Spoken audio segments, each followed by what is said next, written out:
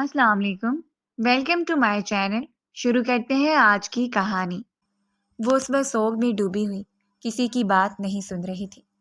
कौन कौन आकर उसे ताज़ियत कर रहा था उसे मालूम नहीं था। वो बेबसी की मूरत बनी जनाजा उठ जाने के बाद भी एक ही जगह गैर मरई नुक्ते को घूरे जा रही थी। फुप्पो ने आकर उसके कंधे पर हाथ रखा। उसने कोई हरकत ना की, वैसे ही बैठी रही। बेटा, रो ले, दिल हल्का हो जाएगा। फुप्पो उसका सर अपने कंधे से लगाई बोली। वो बिना कुछ कहे रोई, उनके एक कंधे से आ लगी और कुछ मिनट बाद फुप्पो को महसूस हुआ कि रामिश के वजूद में कोई जंबश नहीं है। उन्होंने उसका चेहरा सामने की जानब देखा तो धक से रह गई। वो होशो हवास से बेगाना हो चुकी थी। फुप्पो उसे देखकर धक से रह गई थी। उन्होंने जल्दी से अपने बेटे को आवाज़ लगाई। वो भागता हुआ पास आया। आमिर, बच्ची को कमरे में ले चलो, बेहोश हो गई है। उनकी आवाज़ सब सुनकर रामिश पर अफसोस कर रहे थे। वो अपनी माँ की मौत का सदमा ले बैठी थी और बाप उसी की वजह से उसकी माँ को हार्ट अटैक हुआ था। डॉक्टर को कॉल करके थी, आते ही होंगे। आमिर की निगाहें रामिश के वजूद का तवाफ कर रही थी। पुप्पो ने सर हिलाया और उसे लिए बाहर निकल गई। उसका बाप कहाँ है? बीवी को दफना कर गायब हो गया है? वो गुस्से से अपने छोटे भाई का पूछ रही थी। आमिर ने कंधे उचका दिए। वो नहीं जानता था उसके मामू कहाँ हैं। रामिश को वो छोड़कर ना जाने कहाँ चले गए थे। उन्हें ना जाने क्यों अपनी बेटी की फिक्र नहीं होती थी। फुप्पो ने डॉक्टर के आ जाने पर रामिश के कमरे का रुख किया। वो सदमा और टेंशन का बताने लगे। उन्होंने रामिश का खास ख्याल रखने की तलकीन दी थी। रामिश 2 घंटे बाद होश में आई तो उसे के आई वी लगी हुई थी। उसने अपने हाथ से खींच कर निकाल दी। उसे दर्द का भी एहसास ना हुआ। वो उठकर आधी रात में अपनी माँ के कमरे में आ गई थी। उनके बेड पर सर टिका कर लेट गई थी। उसे लगा जैसे उसकी माँ ने उसे अपनी आगोश में भर लिया हो। वो अचानक ऊंची आवाज़ में रोने लगी। उसकी रो रो कर हिचकी बन गई थी। वो वहीं रोते रोते सो गई थी। घर में उसके कौन कौन था वो नहीं जानती थी और ना ही कुछ जानना चाहती थी। फुप्पो तहज्जुद के लिए उठी तो रामिश को अपनी भाभी के कमरे में देखकर उसी जानिब चली आई। उन्होंने रामिश को सीधा करके लेटाकर उस पर चादर डाली और उसको प्यार करने लगी। वो एक अफसोस भरी निगाह उस पर डालकर बाहर निकल गई थी। रामिश का जहन मफलूज था। वो ना जाने कितनी देर सोती रहती। उसे बाहर से शोर की आवाज़ सुनाई दी। तुम ऐसा कैसे कर सकते हो नोमान? फुप्पो की ऊंची आवाज़ पर वो रफ्ते हुलिये में बाहर निकल आई थी। सामने उसके बाबा खड़े थे। वो बिना कोई बात दिल में रखे उनके सीने से जा लगी और रोने लगी। फुप्पो और उसके कज़न आमिर भाई के अलावा बस वो दोनों ही थे। मैं अमेरिका जा रहा हूँ, रामिश अपना ख्याल रखना। उन्होंने संजीदगी से उसके सर पर बम फोड़ा था। वो बेयकीन नज़रों से अपने बाप को देखे गई। आप आप मुझे छोड़ कर चले जाएंगे? वो उनकी जानब से पीछे खिसकने लगी। मुझे अकेले ही जाना होगा। नाजिश तुम्हें बर्दाश्त नहीं करेगी और मैं उसके बिना नहीं रह सकता। उन्होंने 2 टोक लहजे में सब कहानी फौरन सुना डाली थी। वो जाने लगे। रामेश पीछे से दौड़ती हुई आई। बाबा, प्लीज़ मुझे भी अपने साथ अमरीका ले जाए। रामेश अपने बाबा से गिड़गिड़ा रही थी। उन्होंने पलटकर उसकी मुट्ठी से अपनी उंगलियों को आज़ाद करवाना चाहा। बाबा प्लीज़, अपनी बीवी को कहें मैं उनके मामले में दखल अंदाजी नहीं करूँगी। एक जगह रहूँगी, मुझे अपने साथ ले जाए। वो रोती हुई मुसलसल उनसे मोहब्बत की भीख मांग रही थी, जो उससे तो क्या उसकी मरी हुई माँ से मोहब्बत नहीं करते थे। मैं पहले भी कह चुका हूँ रामेश कि मेरी बीवी सौतेली बेटी को कभी नहीं रखेगी और तुम्हारे सौतेले भाई बहन भी तुम्हें साथ रखने पर राजी नहीं है। उन्होंने झटके से उसकी मुट्ठी से अपनी उंगलियां निकाली और फुप्पो से वो पहले ही बात कर चुके थे। रामिश उनके साथ रहेगी। मुनासिब रिश्ता देखकर शादी कर दें। शादी से पहले उसे बता दें वो खर्चा उठा लेंगे और उस घर को भी बेच दें। फुप्पो को बहुत दुख हुआ था। उनका भाई कैसी बेरुखी का मुजाहरा कर रहा था। रामिश को अभी किसी की सपोर्ट की ज़रूरत थी और वह अपना दामन छोड़कर अपनी ऐशो इशरत वाली ज़िंदगी में लौट रहे थे। फुप्पो ने एक नज़र खफा सी उन पर डालकर रामिश को बाहों में भर लिया। वो बुरी तरह तड़प कर रो रही थी और उन्हें रोकने की भरपूर कोशिश भी कर रही थी, लेकिन बीवी की मोहब्बत बेटी की मोहब्बत पर गालिब आ गई थी। वो रोते रोते बेहोश हो गई थी। फुप्पो ने आमिर की जानब देखा। वो उनका इशारा समझकर डॉक्टर को कॉल करने लगा। डॉक्टर ने नींद का इंजेक्शन लगाया कि उसे उन दिनों बस जहन को सोचों से दूर रखने की ज़रूरत थी। वो जब भी होश में आती फुप्पो से खाना खिलाकर नींद की दवा दे देती थी। اس کا مسلسل سوچتے رہنا کسی بڑی مصیبت کو دعوت دے سکتا تھا۔ پھپھو نے 15 دن تک مسلسل اس کی تیمارداری کی تھی۔ 15 دن بعد وہ مکمل ہوش و حواس میں تھی اور بات بھی کرنے لگی تھی۔ گھر چلے؟ پھپھو اور عامر اس کے ساتھ بیٹھے کھانا کھا رہے تھے جب پھپھو نے پوچھا۔ اس کے کزن عامر بھائی جاب سے سیدھا وہاں آئے تھے اور 12-1 بجے تک گھر چلے جاتے تھے۔ ان کی اب یہ ڈیوٹی بن گئی تھی۔ اس نے اس بات میں سر ہلایا۔ پھپھو نے سکون کا سانس لیا کہ رامش جانے کے لیے تیار ہو گئی تھی، ورنہ وہ کافی پریشان ہو رہی تھی۔ وہ 2 گھروں کو کیسے دیکھے؟ عامر اس گھر کو بیچ دو اور جو رقم حاصل ہو وہ رامش کے اکاؤنٹ میں ڈال دینا۔ انہوں نے سختی سے اس معاملے کو جلد حل کرنے پر زور دیا تھا۔ وہ سارے لاتے رامش کو دیکھنے لگے جو ان دنوں مرجھا سی گئی تھی۔ اس کے بھرے بھرے گال سوکھ گئے تھے۔ رامش اپنا سامان لیے پھپھو کے گھر آ گئی تھی۔ پھپھو نے اس کا کمرہ دکھایا۔ وہ صاف ستھرا اور روشن سا کمرہ تھا۔ رامش کو پھپھو نے کچن کے کام دیے تاکہ وہ غم سے نکل سکے۔ وہ اسے مصروف رکھنے کے لیے الگ الگ کام اسے دے دیا کرتی تھی۔ وہ پہلے سے بہت خاموش ہو گئی تھی۔ اس کی بے نور سی آنکھیں پھپھو کو ہلا دیتی تھیں۔ وہ خوبصورتی کا پیکر تھی اور خوش مزاج بھی تھی، اور اچانک وہ بالکل الگ لڑکی بن گئی تھی۔ غم انسان کو ایسے کھا جاتا جیسے وہ پہلے والے انسان کو جانتے بھی نہ ہو۔ پھپھو اس پر مکمل نگاہ رکھتی تھی، کہیں وہ خود کو کوئی نقصان نہ پہنچا لے۔ رات میں عامر بھائی نے اسے پانی کا گلاس مانگا تو رامش نے انہیں پانی کا گلاس دیا، اور رامش کو محسوس ہوا انہوں نے رامش کی انگلیوں کو چھوا ہے۔ وہ حیرت سے ان کی جانب دیکھنے لگی۔ اس کے دیکھنے پر مسکرا رہے تھے۔ عامر، تمہارے سسرال والے شادی کی تاریخ مانگ رہے ہیں، پھپھو نے اپنے بیٹے سے کہا جس کی منگنی ہوئی تھی، اور اب شادی کا لڑکی والے سوچ رہے تھے۔ آپ دیکھ لیں، جب تک کریں گی میں سب ارینج کر لوں گا، وہ مسکرا کر بولے۔ رامش کو لگا اسے وہم ہوا ہے۔ عامر بھائی ایسے نہیں ہے۔ وہ سر جھٹک کر کھانا کھانے لگی۔ پھر اسے محسوس ہوا پاؤں پر کچھ رینگ رہا ہے۔ اس نے جب جھک کر دیکھا، عامر کا پاؤں اس کے پاؤں کے اوپر تھا۔ اس نے جھٹکے سے چہرہ اٹھا کر اسے دیکھا۔ وہ کھانے اور پھپھو سے باتوں میں مصروف تھے۔ کیا ہوا رامش، کھا کیوں نہیں رہی ہو؟ پھپھو نے اسے ساکت بیٹھے دیکھ کر پوچھا تو وہ نفی میں سر ہلا کر کھانے لگی۔ اس نے سوچ لیا تھا اب وہ عامر بھائی کے قریب بیٹھنے سے گریز ہی کرے گی۔ 5 دن اسے وہاں آئے گزر گئے تھے۔ عامر بھائی اس کے قریب آنے اور ٹچ کرنے کی کوشش کرتے رہتے تھے۔ رامش نے اب کمرے میں کھانا پینا شروع کر دیا تھا۔ جب تک عامر بھائی آفس ہوتے، رامش آرام سے پورے گھر میں گھومتی پھرتی تھی، لیکن اس کے آتے ہی کمرے میں بند ہو جاتی تھی۔ پھپھو کو لگا اسے اپنی ماں یاد آتی ہوگی۔ انہوں نے بس اسے سائیکیٹرسٹ کو دکھانے کا کہا تو عامر نے کہا وہ صدمے میں ہے، کچھ دن دیں اسے سنبھلنے کے لیے۔ انہوں نے عامر کی بات مان لی۔ اس دن رامش کی ماں کا 40واں تھا۔ رامش بھی اپنی پھپھو کے ساتھ گھر کے کاموں میں لگی ہوئی تھی۔ وہ اکیلی کچن میں برتن دھو رہی تھی۔ پھپھو کو اس نے کمرے میں بھیج دیا تھا۔ وہ تھک گئی تھی۔ عامر گھر آیا، اسے کچن میں دیکھ کر اسی جانب نکل آیا۔ امی کہاں ہیں؟ اس نے فریج سے پانی کی بوتل نکال کر منہ سے لگاتے پہلے پوچھا۔ سو گئی ہیں، وہ مسروف سے انداز سے بولی۔ وہ چلتے اس کے پیچھے آ گیا۔ اس نے رامش کا کندھا تھاما۔ رامش لرز کر رہ گئی۔ مجھ سے چھپ رہی ہو؟ اس کی بات سن کر رامش کو پسینے آ لگے۔ نہیں عامر بھائی، وہ ہکلائی تھی۔ بھائی؟ وہ کہہ کر لگا کر ہنسا تھا۔ ویسے میں بھی 2 شادیاں کر سکتا ہوں، تمہارے باپ کی طرح۔ مجھے 4 کی اجازت ہے، اس نے رامش کے کان میں جھک کر کہا۔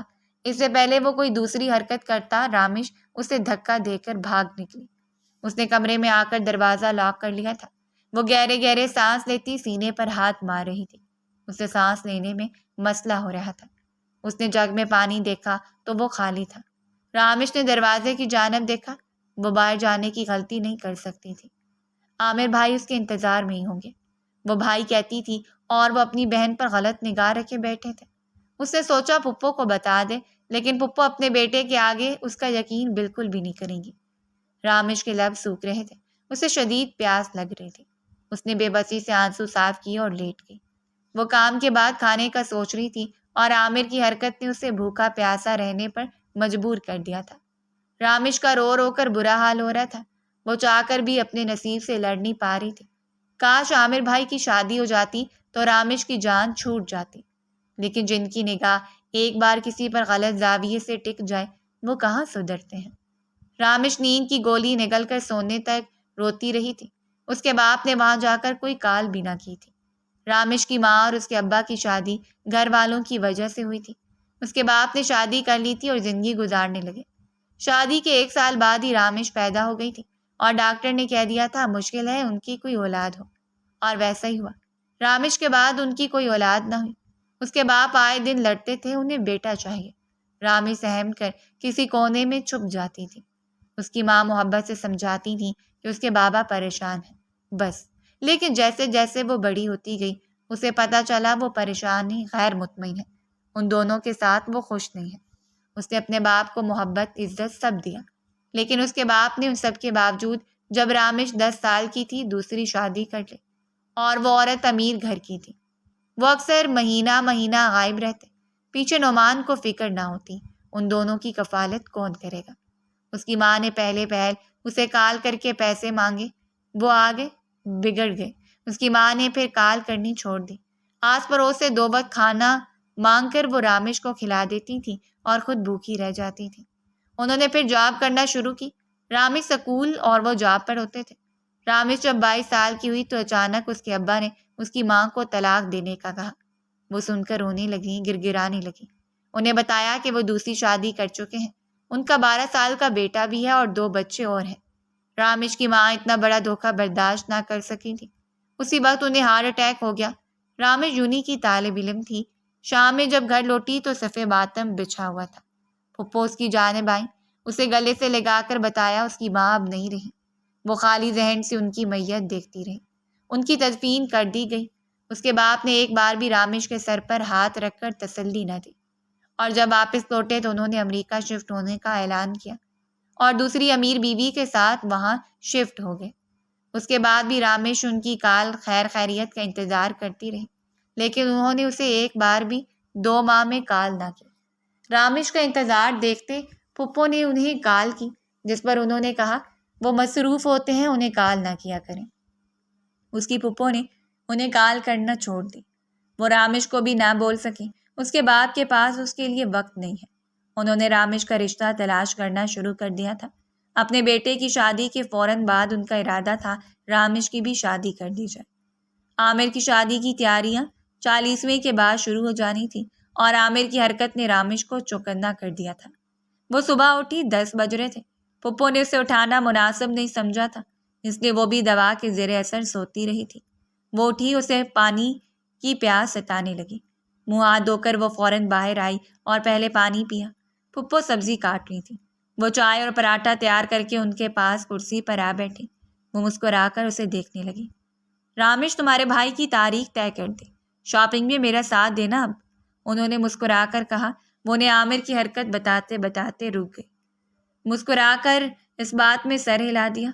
ناشتہ کر لو، انہوں نے اسے دیکھ کر کہا۔ وہ سوچ میں اکثر غرق ہو جاتی تھی۔ جی پھپھو، وہ کہہ کر ناشتہ کرنے لگی۔ دوپہر میں پھپھو سے شاپنگ کی لسٹ بنوا رہی تھی۔ یونی کا لاسٹ سیمسٹر ہونا ہے بچی، تمہاری ماں نے بہت محنت کر کے تمہیں پڑھایا، لہذا کوشش کرنا ڈگری لے ہی لو، انہوں نے رامش کو بس گھر ہی گھر میں دیکھ کر کہا۔ وہ سر ہلانے لگی۔ وہ بھی سوچ چکی تھی کہ یونی جوائن کرے گی۔ وہ ناشتے کے بعد پھپھو کے ساتھ بیٹھی لسٹ تیار کر رہی تھی۔ اسے تمام سامان بتاتی جاتی تھی اور وہ لکھتی جاتی۔ شام میں پھپھو مارکیٹ چلی گئی اور رامش کھانا بنانے لگی۔ پھپھو کے ساتھ اس نے عامر کے آنے سے پہلے پہلے کھانا کھا لیا تھا۔ وہ جب تک آیا رامش کمرے میں بند ہو چکی تھی۔ اس نے لب بھینچ کر رامش کی حرکت دیکھی تھی۔ وہ بھی کچا کھلاڑی نہیں تھا۔ اس نے پھپھو سے کہا کہ رامش کو کہیں میری ایک فائل ڈھونڈنے میں مدد کرے۔ پھپھو اس کے کمرے میں آئیں اور اسے ساتھ لیے عامر کے کمرے میں آ گئی۔ اس نے کہا تھا پھپھو کو ساتھ ہی رہیں، وہ اس کے ساتھ تھی جب عامر نے بہانے سے انہیں وہاں سے ہٹایا۔ رامش اس کی درازیں چھان رہی تھی۔ عامر اس کے پیچھے آیا، اسے اپنی پشت پر انگلیاں محسوس ہوئیں جو اس کی کمر پر رینگ رہی تھی۔ رامش ساکت ہوئی، پھر پلٹ کر اسے دیکھا۔ وہ مسکرا کر اسے دیکھ رہا تھا۔ کب تک بکری کی ماں خیر منائے گی؟ اس نے محاورہ بول کر اس کے چہرے کو چھونا چاہا۔ رامش اس کا ہاتھ جھٹک کر دور ہوئی۔ پھپھو، اس نے دروازے کی جانب دیکھ کر کہا۔ عامر نے پلٹ کر دیکھا۔ رامش موقع پاتے ہی جلدی سے اسے دھکا دے کر بھاگے۔ وہ اپنا آج پھر ہاتھ ملتا رہ گیا تھا۔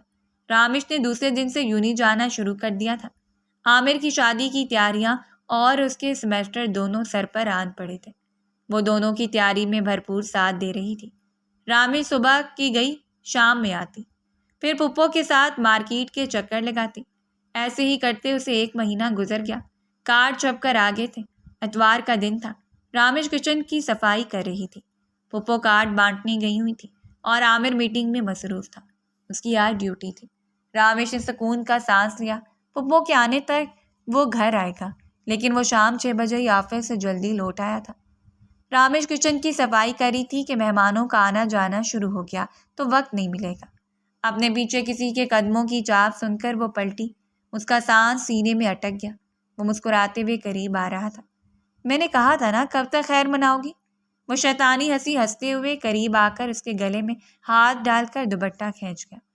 اس نے دوپٹہ ہاتھ میں لے کر اسے روکنے کی کوشش کی، لیکن ناکام رہی۔ اس کے آگے اس کی طاقت بہت کم تھی۔ عامر اس کی کلائی تھامے اسے اپنے ساتھ گھسیٹ کر اپنے کمرے میں لے جا رہا تھا۔ وہ عامر بھائی مت کرے کی گردان کرتی اسے خود کو چھڑوانے کی کوشش میں لگی تھی، لیکن اس نے مضبوطی سے ہاتھ تھاما ہوا تھا کہ اپنی ہر دفعہ کی شکست کا بدلہ لینا چاہتا ہوں۔ وہ کمرے کا دروازہ لاک کر کے اسے بیڈ پر پھینک کر اپنی شرٹ نوچنے کے انداز سے اتارنے لگا۔ عامر بھائی پلیز ایسا مت کریں، میں آپ کی بہن ہوں، آپ کی شادی ہونے والی ہے۔ وہ روتی گرگراتی اسے واسطے دے رہی تھی۔ سویٹ ہارٹ، مجھ سے بھی پوچھ لیتی، میں تمہیں اپنی بہن مانتا بھی ہوں کہ نہیں؟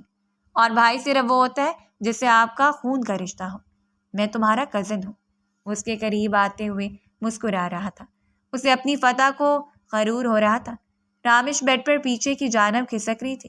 اس نے جیسے ہی رامیش کی دونوں ہاتھوں کے پنجوں میں اپنا ہاتھ دینا چاہا، رامیش نے اس سے پہلے ہی اپنے ہاتھ میں پکڑا پین اس کے کندھے میں گاڑ دیا۔ وہ اس اچانک افتاد کے لیے تیار نہیں تھا۔ شوکڈ اور تکلیف کے باعث کراتے ہوئے پیچھے ہوا۔ چیختے ہوئے اس نے پین اپنے کندھے سے نکال اس کے کندھے میں گہرا کھڈا ہو گیا تھا۔ رامیش نے اتنے میں دروازہ کھولا اور باہر کی جانب بھاگی۔ اس نے جاتے ہوئے کھڑکی کا پردہ کھینچ کر خود کو ڈھانپنا چاہا، لیکن عامر کے کنارہ پکڑ لینے پر اس نے پردہ چھوڑ کر جان بچائی۔ وہ مین گیٹ پار کر کے اب سڑک پر بھاگ رہی تھی۔ پاؤں میں نہ چپل تھی نہ سر پر دوپٹہ۔ عامر نے اس کا پیچھا کیا، لیکن اچانک وہ نظروں سے اوجھل ہو گئی۔ عامر سر پر ہاتھ پھیرتے ہوئے اپنے کندھے سے بہتے خون کو روکنے میں ناکام ہو رہا تھا۔ اس نے جلدی سے اسپتال کا رخ کیا کہ اب اس کے پیچھے جانا فضول تھا۔ رامیش کے پاؤں زخمی ہو چکا تھا، لیکن وہ اب کسی قیمت پر عامر کے ہاتھ نہیں لگنا چاہتی تھی۔ پیچھے بار بار دیکھتی وہ بھاگے جا رہی تھی کہ اچانک اس کے سامنے گاڑی آ گئی۔ وہ اسے ٹکرا کر گر پڑی۔ گاڑی چلانے والا باہر نکلا۔ اس نے لڑکی کو اٹھا کر کھڑا کیا۔ پلیز مجھے بچا لیں، وہ میری عزت خراب کر دے گا، پلیز مجھے بچا لیں، وہ میرے پیچھے لگا ہے۔ وہ اس وقت پاگلوں کی طرح بول رہی تھی۔ اس آدمی نے جیب میں ہاتھ ڈال کر اسے سڑتا پیر دیکھا۔ گھر کہاں ہے؟ اس کے سوال پر عامر چونک کر اسے دیکھنے لگے۔ نہیں، میں گھر نہیں جاؤں گی، وہاں عامر بھائی ہیں، وہ مجھے اپنے کمرے میں لے جائیں گے، میں نہیں جاؤں گی۔ وہ دوبارہ سے اس کی بات سنتے ہی بھاگنے لگی تھی کہ میر جعفر نے اس کا بازو پکڑ کر روکا۔ صرف گھر کا پوچھا ہے، گھر چھوڑنے نہیں جا رہا۔ وہ اس کا مکر لڑکی کو دیکھ کر بولا۔ مجھے کہیں نہیں جانا، مجھے چھوڑو۔ نہ جانے کیوں اسے اب سارے مرد عامر کی طرح معلوم ہو رہے تھے۔ میر جعفر نے گھور کر اسے دیکھا اور اس کا بازو تھام کر گاڑی میں بٹھایا۔ وہ چیخنے لگی، جس پر وہ غصے سے سرد لہجے میں گویا ہوا۔ اگر ایک آواز اور نکالی تو تمہیں تمہارے عامر بھائی کے حوالے کر دوں گا، اس لیے خاموش رہو۔ اس کی جانب دیکھ کر ماتھے پر بل ڈالنے بولا تو رامیش خاموش ہو کر سسکی بھرنے لگی۔ میں نے پھپھو کو بھی نہیں بتایا، وہ روتی ہوئی ہلکی آواز میں بولی۔ میر جعفر کو سمجھ نہ آیا وہ کیا سرگوشی کر رہی ہے، اس لیے وہ چپ چاپ گاڑی چلاتا رہا، اور پھر گاڑی جب رکی تو رامیش نے چونک کر بلڈنگ دیکھی۔ وہ بہت بڑا ہسپتال تھا۔ میر جعفر گاڑی سے باہر آیا اور دوسری طرف آ کر اسے بھی باہر نکالا۔ وہ حیرانی سے گاڑی سے باہر آئی۔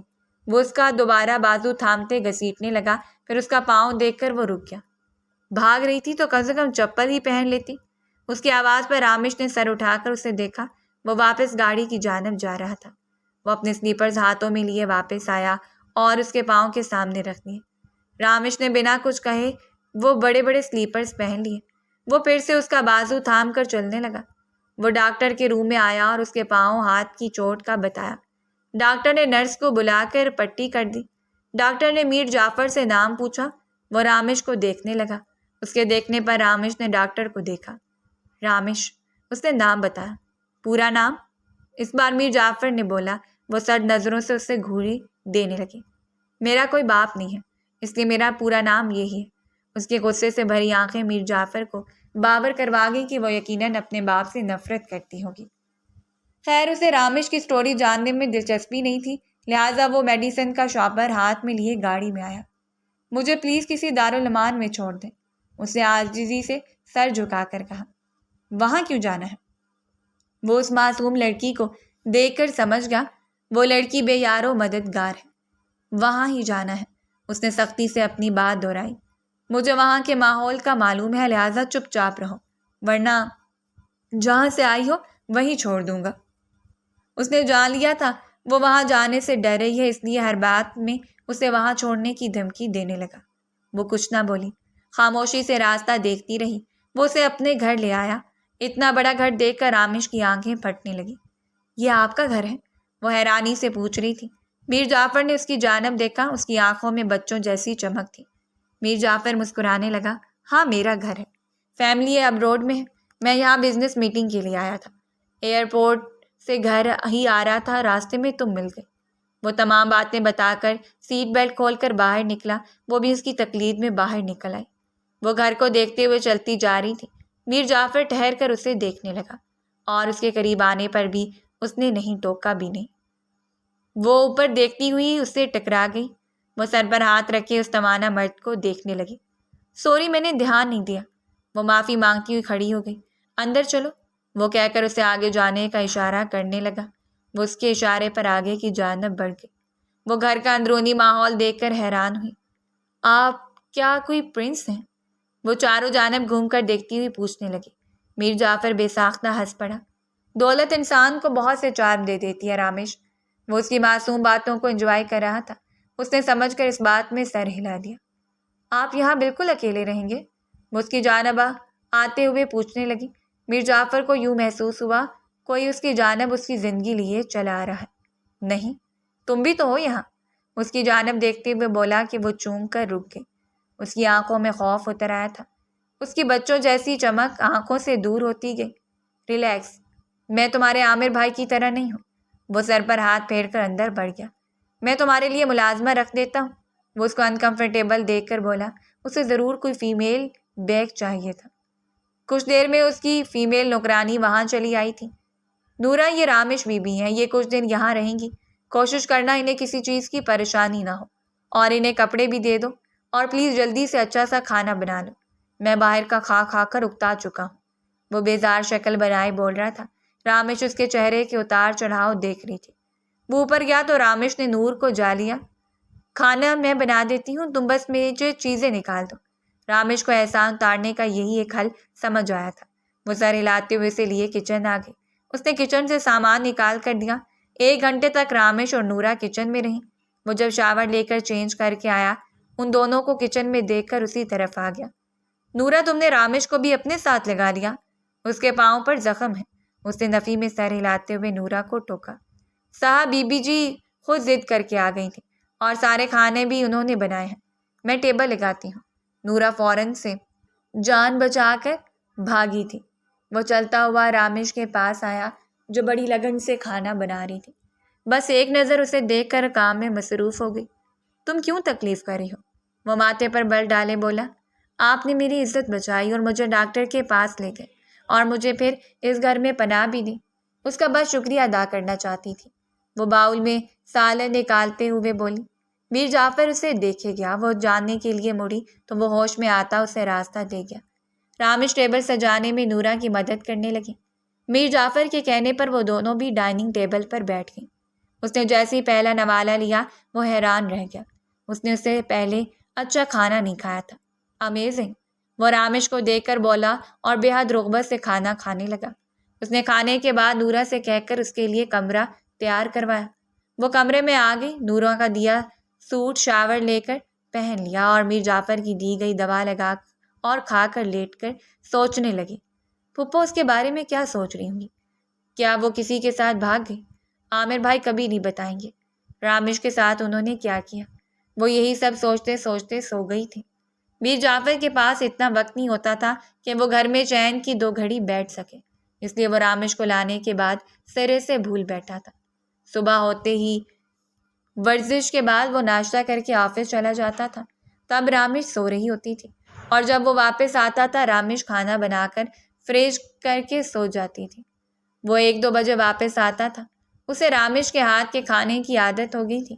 روز رات کو کھانا گرم کرتے ہوئے یہی سوچتا تھا، اب اسے بہت اچھا لذیذ کھانا کھانے کو ملے گا۔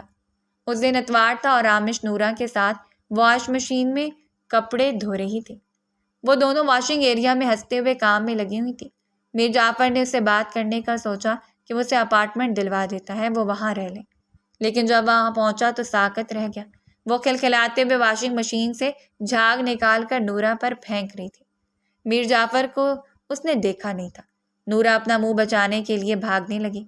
رامش نے بنا دیکھے جلد بازی میں میر جعفر پر منہ پر جھاگ اڑا دیا۔ وہ سامنے اسے دیکھ کر منہ پر ہاتھ رکھ گئی۔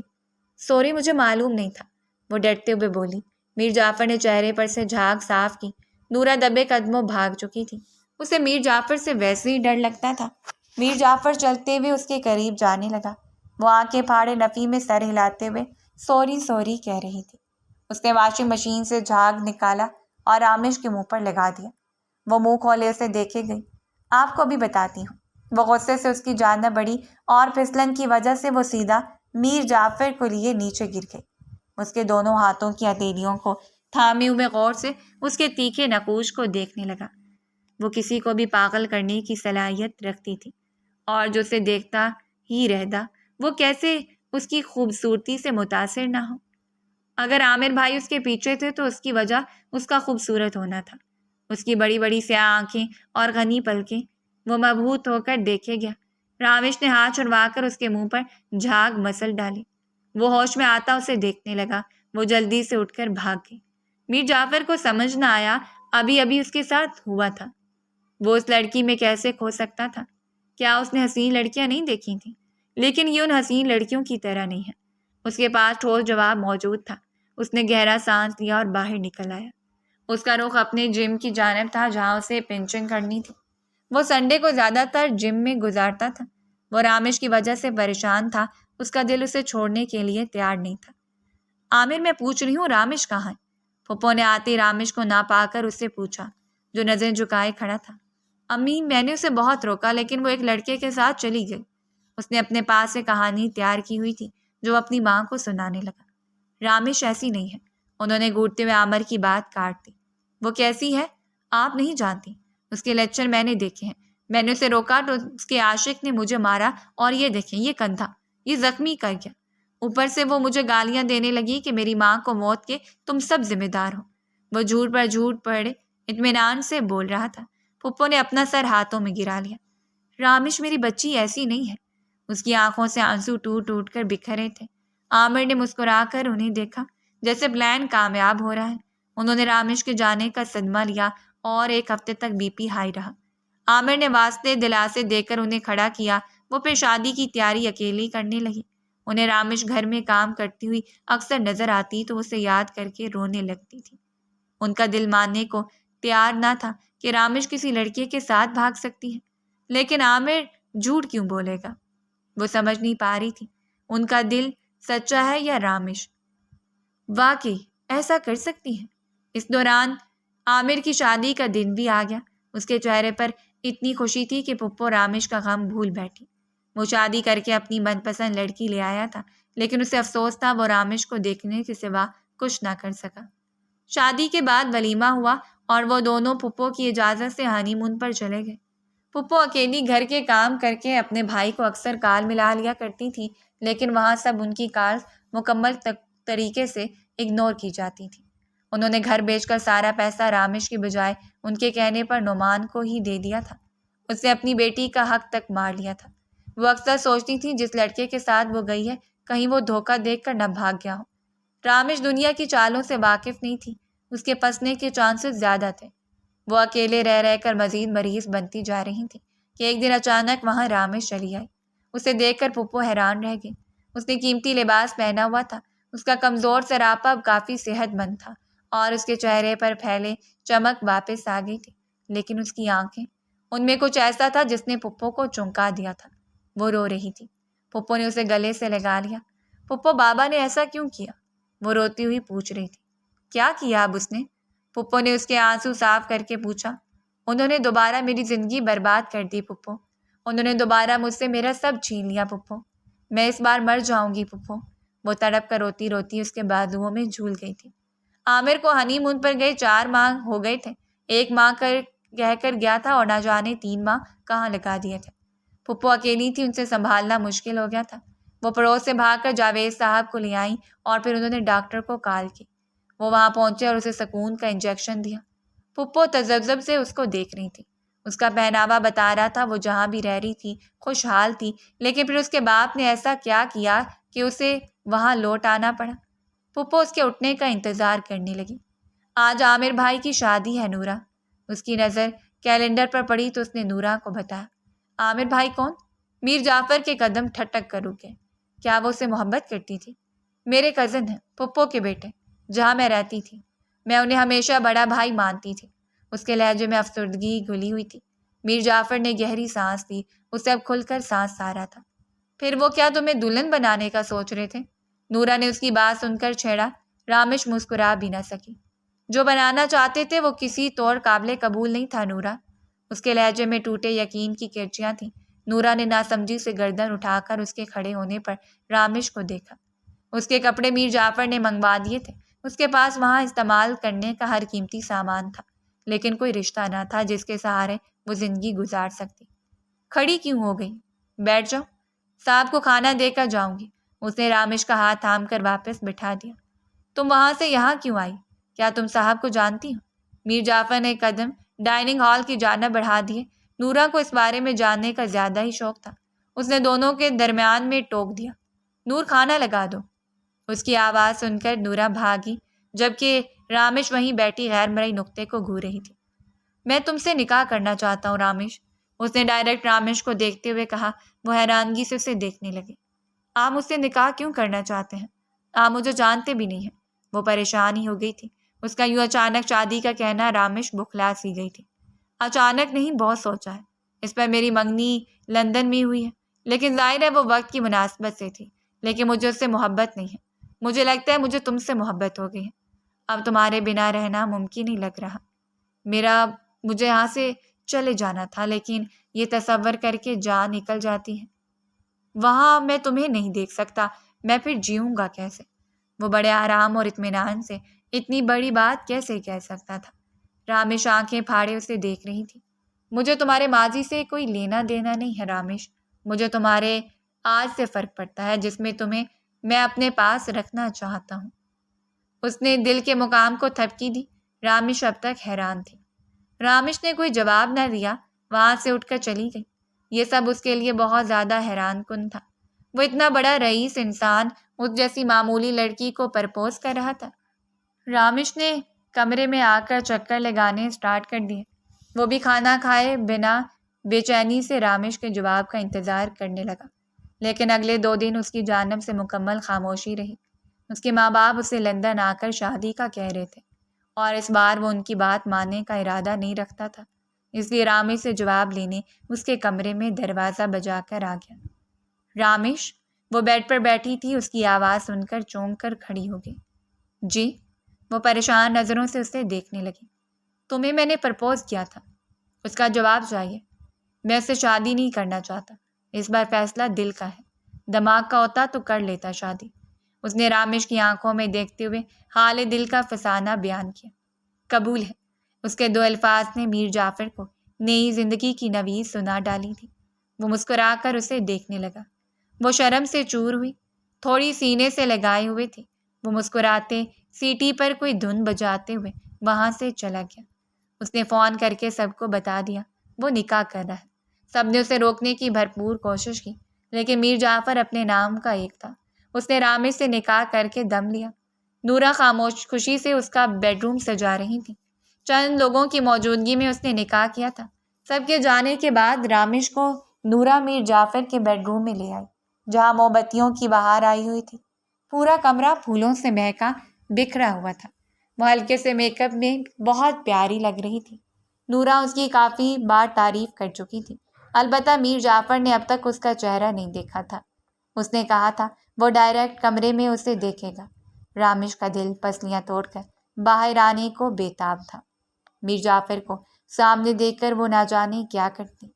اچانک دروازہ کھلا اور میر جعفر کے قدموں کی چاپ سنائی دینے لگی۔ رامش کے دل کی دھڑکن اس کے اٹھتے قدموں کے ساتھ تیز ہو رہی تھی۔ وہ قریب آ کر مسکراتے ہوئے بیٹھ گیا۔ رامش نے نم آنکھیں اٹھا کر اسے دیکھا۔